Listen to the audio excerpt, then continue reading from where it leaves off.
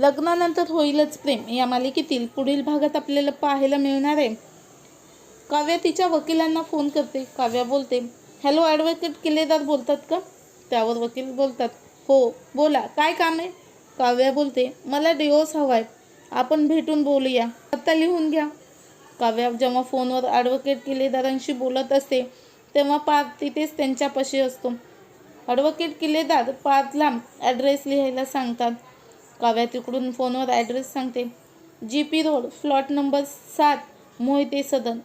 तर किल्लेदार तोच address पार्थला pass करायला सांगतात, लिहायला सांगतात।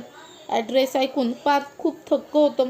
पार्थ विचार करतो, हा तर ॲड्रेस काव्या आणि नंदिनीच्या घराचा आहे, म्हणजे नक्की कोणाला डिवोर्स हवा आहे? तेच पाहण्यासाठी पार्थ तिकडे जायचा विचार करतो।